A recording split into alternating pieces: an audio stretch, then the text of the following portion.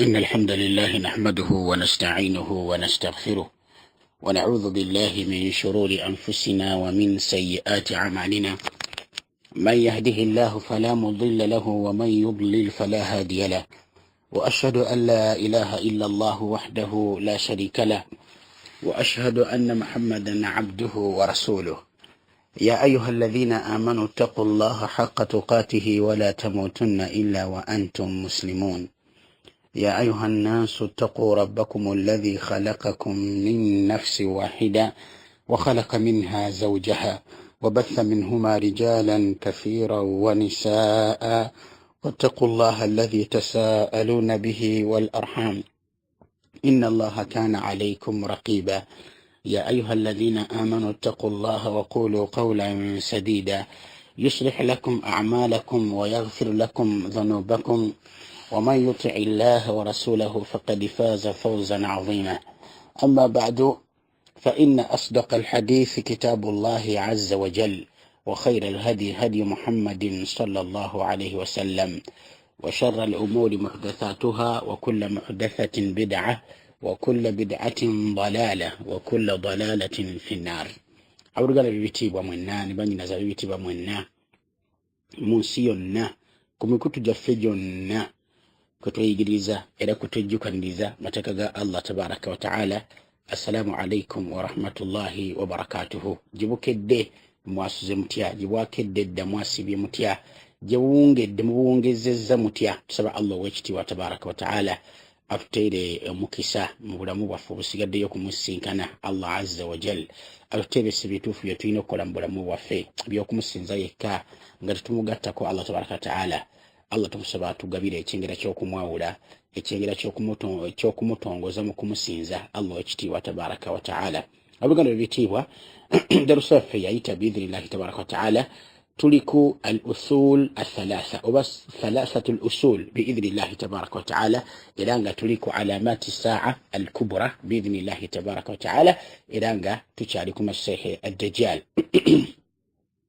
tukyali ku masihi ad-dajjal, era nga olwaleero tugenda kubeera nga tutunuulira enfaaye biidhnillahi tabaraka wa taala, okuttibwa kwa masihi ad-dajjal biidhnillahi tabaraka wa taala. Kyesubiranga niyo darus esembayo ku masihi ad-dajjal biidhnillahi tabaraka wa taala. Twalaba ebintu bingi bimukwatako, okubuzaabuza kwagenda okubuzaabuza abantu naki wa hakadha. Olwaleero lwennyini tugenda kubeera nga tulaba enkomerero ye egenda kubeera etya biidhnillahi tabaraka wa taala. Era tabasiza kufezaggwa biidhnillahi tabaraka wa taala. Twalaba tabasiraamu mu kaseera kubagenda kubeera n'omukulembeze waabwe gwe bayita al-Mahdi biidhnillahi tabaraka wa taala, agenda okubeera nga bakulembera mu kulwanyisa dajjali, mu kulwanyisa fitina egenda okubeera nga eriwo eyakasamemi mu kaseera ako. Wa barakallahu fikum wa jazakumullahu khairan. Kakati abasiraamu bagenda kubeera nga yattajihuna ila qitali dajjal, bagenda kubeera nga bakola ki, boolekera okulwanyisa dajjal. Abasiraamu abakkiriza Allah tabaraka wa taala ng'omukulembeze bwabwe al-Mahdi abakulembeddemu, wa barakallahu fikum, boolekera okulwanyisa masihi dajjal nga mu riwaya eri mu sahihi Muslim biidhnillahi tabaraka wa taala. لحديث أبي هريرة رضي الله عنه إلى أن يرمو صحيح مسلم، حديث ذو النمو أنا وتزرمو صحيح مسلم بالسينجة. وبارك الله فيكم وجزاكم الله خيرا. إنام وبكى جنبه صلى الله عليه وسلم فبينما هم يصفون الصفوف أي لقتال الدجال أجمعتي وليبيرا مكسيرك وليبيرا أبسلام نجا بسيم بينيري زابwe بسيم بينيري nga bagenda okulwanyisa dajjali. idh uqimati ssala, esswala egenda kukimibwa. Makulu nti omwazizi agenda kukima esswala. Mu riwayati endala entuufu, riwayati ezo nga ziraga nti esswala eyo yali solatu subuhi oba esswala eyo egenda kubeera solatu subuhi. Amakulu nti al-Mahdi ne banne abasiraamu abakkiriza Allah tabaraka wa taala beteekateeka basimbye enyiriri zaabwe nga kiki, bagenda kulwanyisa dajjali. Omubaka agamba sallallahu alayhi wa sallam tubakaseera ako idh uqimati ssala, esswala egenda kukimibwa, omwazizi agenda kukima esswala. Wa barakallahu fikum jazakumullahu khairan. Mu riwayati endala zisarraha obanga zitulaga bulungi bulambalamba nti esswala egenda kubeera surati subuhi. Wa barakallahu fikum. Mu kaseera ako omubaka agamba nti fanazala Isa ibn Maryam agenda kukka biidhnillahi tabaraka nga bwe twakiraba agenda kukka alayhi salatu wassalam inda almanarati albagda agenda kukka ku munara guno gubera ku muzikiti omweru gwetwalaba biidhnillahi tabaraka wa taala wa aqbala nahwa bait almaqdis agenda kujja eri bait almaqdis nga jayorekedde nga jalaga wa haula alafadil min abna'i at-ta'ifati al-mansura ya'iduna wa yu'iduna sufufa liqitali dajjal Isa se alayhi salatu wassalam ajja kyokka bano nabo bakoze eki betegeka basimbye nyiri zaabwe bakutte byokulwanyisa bolekera kulwanyisa dajjal maseke dajjal atengo mbaka sallallahu alayhi wasallam atugamba nti Isa ibn Maryam agenda kubeera ngaze billahi tabaraka wa taala mbaka kyagamba sallallahu alayhi wasallam thumma taghzuna ad-dajjala fayaftahuhu Allah ruvanyumogera kulwanyisa dajjali mumuwangule billahi tabaraka wa taala ne Allah subhanahu wa ta'ala agenda kubeera nga yaqdi agera wa yaqdiru wa yuqaddir Allah tabaraka wa ta'ala agenda kubeera nga agera an yakuna halaku dajjal ala yadi nabiyillahi Isa okuzikirira kwa dajjali Allah agenda kuteeka mikono gwa nabbi Isa alayhi salatu wassalam amakuru nti nabbi Isa alayhi salatu wassalam yagenda okutta masihi dajjal Nabbi Isa alayhi salatu wassalam yagenda okuzikiriza masihi dajjal Nabbi Isa alayhi salatu wassalam yagenda okumalawo masihi dajjal biidhnillahi tabaraka wa ta'ala tuliyo riwaya eri eya an-Nawas ibn Sam'an radiyallahu an mbaka ngagamba sallallahu alayhi wasallam ati idh ba'atha Allahu al-Masih ibn Maryam ukasirako Allah agenda kuleta Nabbi Isa alayhi salatu wassalam mutabani wa Maryam agenda mutuma fayanzilu inda al-manarati al-bayda agenda kukira kumunara umweru sharqiyya Dimashq kugamba ebuvanjuba wa Dimashq baina mahurudataini ay thawbaini mumassaraini au mu'asfaraini esogezo twaziraba engoyi zangendo kugiramu mbaka sala yazogerako agenda kukatya agenda kukanga ali mu ngoye bbiri naye nga kugamba ngalangi yazo eyagala okufana nga cream zikula nga cream Ashigede wadi'an kaffayhi ala ajnihati malakaini ngatadde ebibatu bibiri wakati wa malaika bila makuru agenda kujira nga saideni waliyo malaika ne saideni waliyo malaika ngagera kujira malaika za mirundi ebiri ngaze zimulese ali wakati wazo niomba kamutenda obulungi bwe agamba nti idha ta'ata ra'sahu qatar bwanyenyangu mofute bwati naguza wansi bwati nagunyenyamu ta'ata guvaamu engeri ya matondo ga mazzi nga gatemagana nnyo wa idha rafa'ahu atibwa gusitula bwati nagutunduza eri abantu tahaddara minhu jummanun kallu'lu amazzi agamuvaamu engeri jabatunudde bwati mbantu la hawla la quwwata illa billah obulungi bwe amatonda gabagamuvaamu mu mutwe nga gakakutaka gagera kubeera nga gatemagana nnyo pozi nga bolaba amayinja agebbeyo barakallahu fikum wazakumullahu khairan ina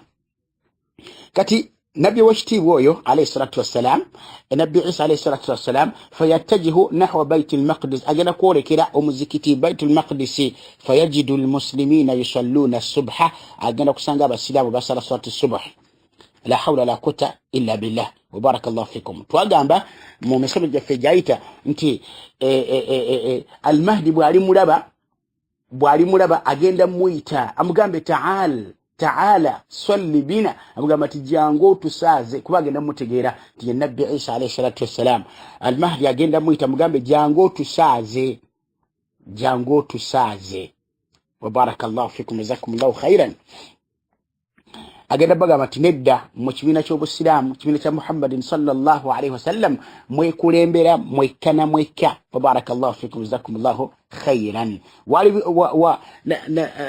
Nabbi Isa alayhi salatu wassalam wali kulemberera abasiraamu ngeswale ewedde ya fa ammakum minkum agenda kubeera nga mbaka agamba nti agenda kuba kulembera abasiraamu nga bagenda okulwanyisa masihi dajjal wa barakallahu fikum jazakumullahu khairan riwaya endala zigamba nti fa ya ummuhum Isa Isa yagenda basaza naye nga agenda kubeera nga mahdi yabasaza nga Nabbi Isa ali mabega nga asayida mabega wa mahdi essalulu ligwa bwepa Nabbi Isa alayhi salatu wassalam agenda kubeera nga bakulembera bagende okulwanyisa masihi dajjal wa barakallahu fikum wa jazakumullahu khairan ina obakitegere nekigenderwamu nekigamba nti fa ammakum minkum tiagenda kubeera nga abakulembera amakulu nti agenda kubeera nga abakulembera bima ma'akum min kitabillahi wa sunnati rasulillahi sallallahu alaihi wasallam agenda kukulembera kusinzira ku kitabo kya Allah tabaraka wa taala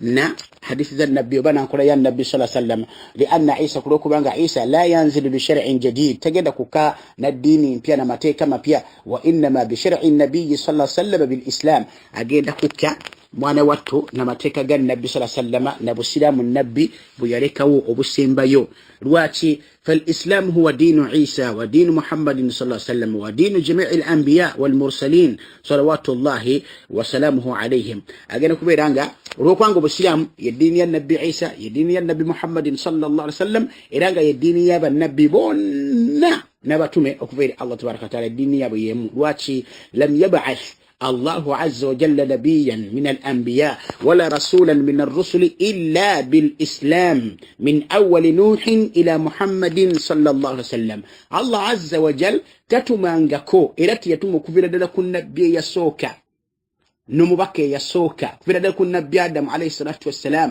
بوزن النبي نوح عليه الصلاة والسلام ومبكي يسوكا دل موسى بكاكو محمد يسيمبايو عليه الصلاة والسلام وكجكو يباتمانا والسلام yabatumana busiramu Allah gamba azza wa jalla anti inna ad-dina 'inda Allahi al-islam edini Allah jamani tabarak wa taala buslam Allah gamba anti wa man yabtaghi ghayra al-islam dinan falan yuqbala min omuntu yenna onyo butali busiramu nti edini Allah tagenda kujikiriza tabarak wa taala qala taala Allah gamba subhanahu wa taala اليوم أكملت لكم دينكم وأتممت عليكم نعمتي ورضيت لكم الإسلام دينا الله تلون الدب السلام جاي الديني جاي قال أبانت وتنبلز كبر مبواب بكا إلى يوم القيامة.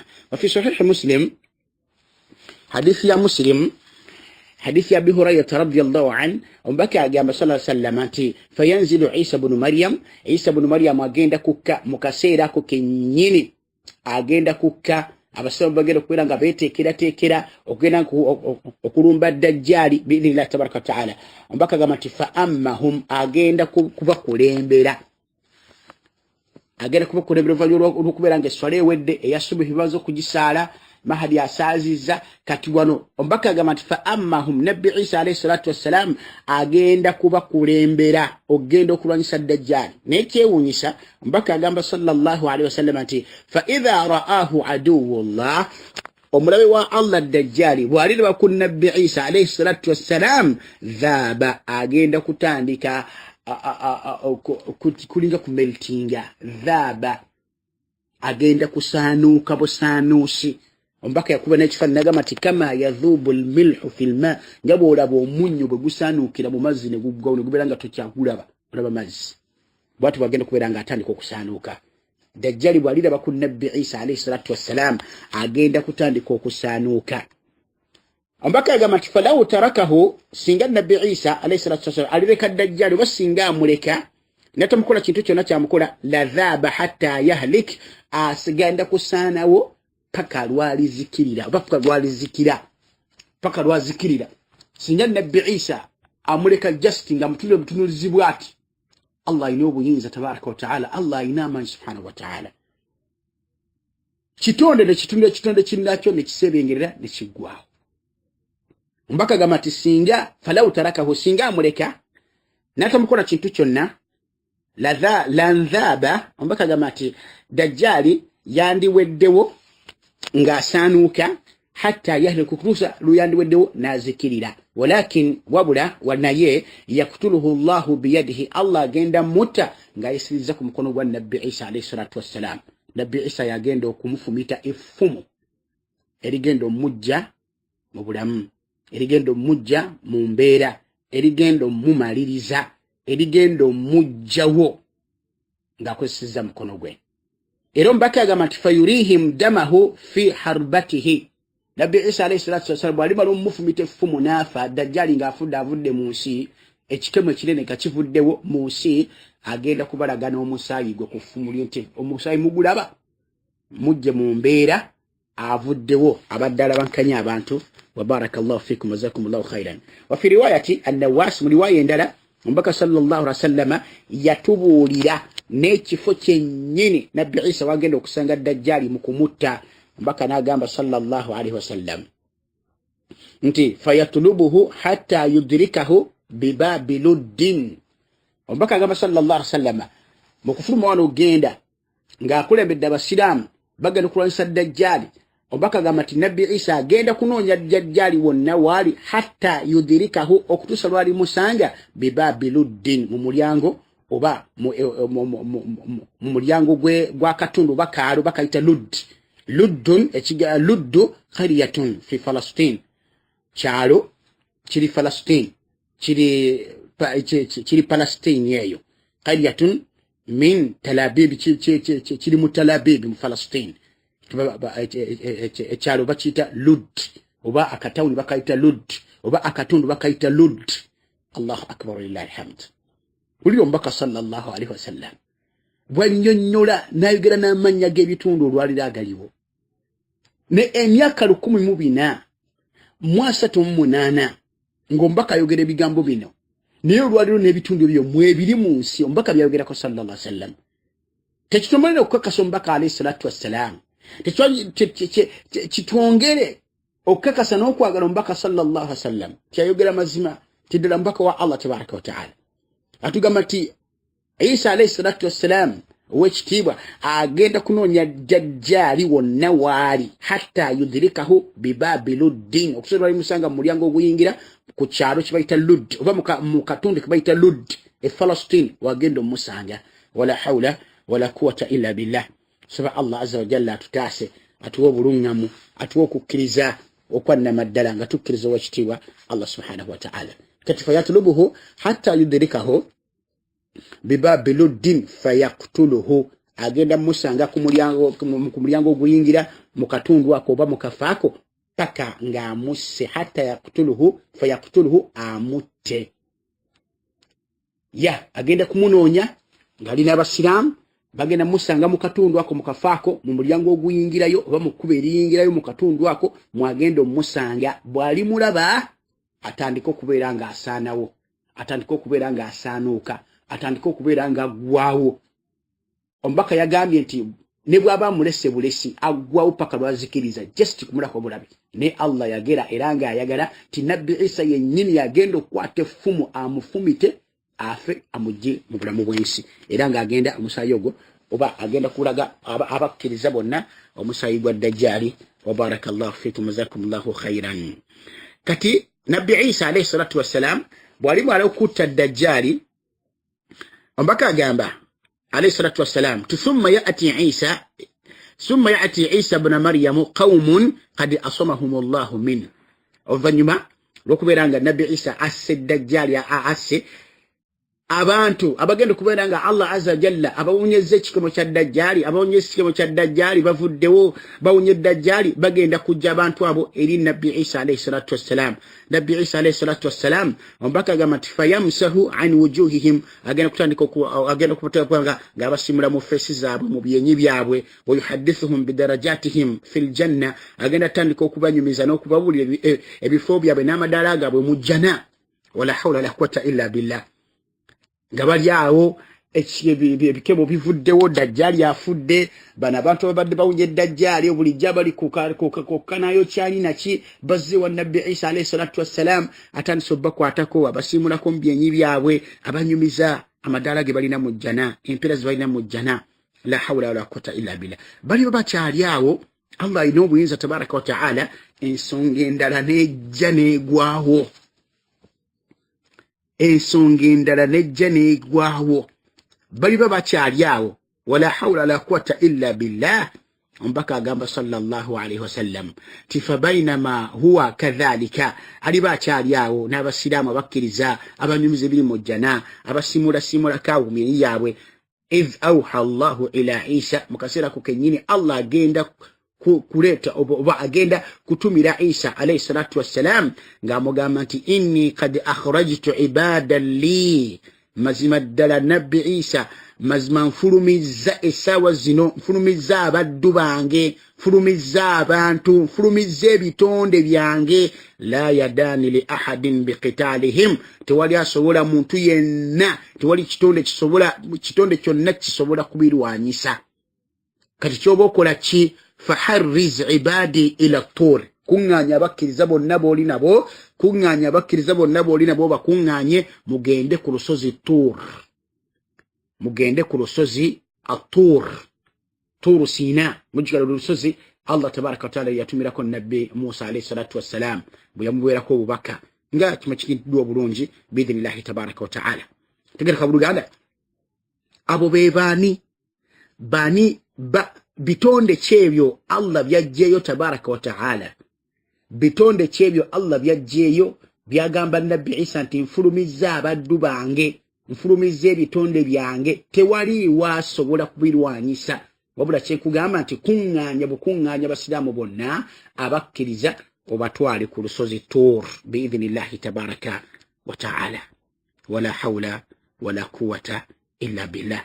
وهي النبي عيسى عليه الصلاة والسلام. وبارك الله فيكم جزاكم الله خيرا. كرسبيو حديث ذنو بإذن الله سبحانه وتعالى.